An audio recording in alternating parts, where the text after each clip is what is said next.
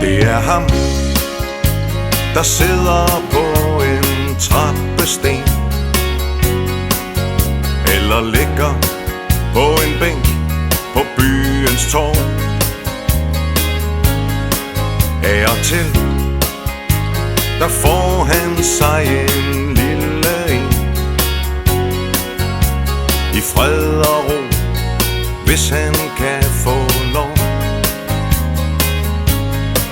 Og hans lange skæg er filtret, og hans hår er fedtet, og han trænger til et bad, men han er ligeglad.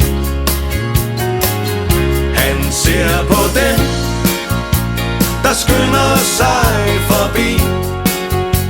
De skynder sig, fordi de ellers ikke kan få råd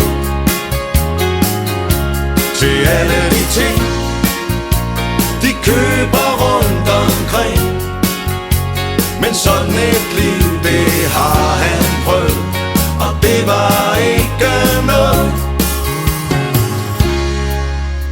En gang havde han hus og hund og firmabil, og hans trækprocent var lige under de 60. Men han blev træt af at møve sig frem, for det var ikke hans stil. Han blev syg, og lægen sagde, det var stress.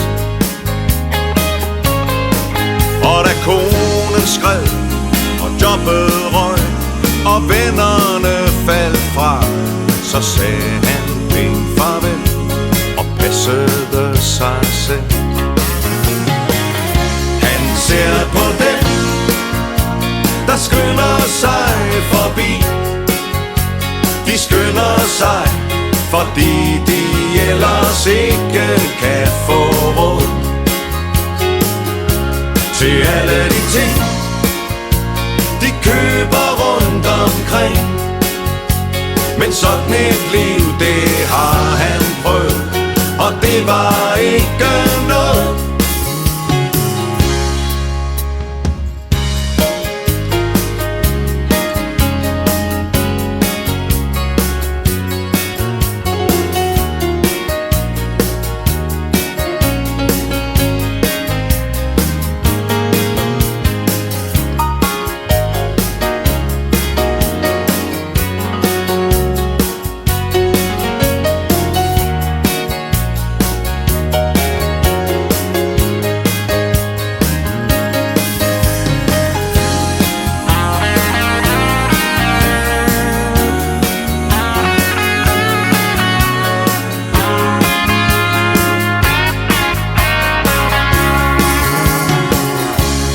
Ser på den, der skynder sig forbi.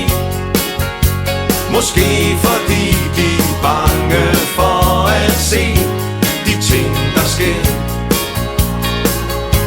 At der er nogen, der som ham må give fortabt i det samfund, vi har skabt.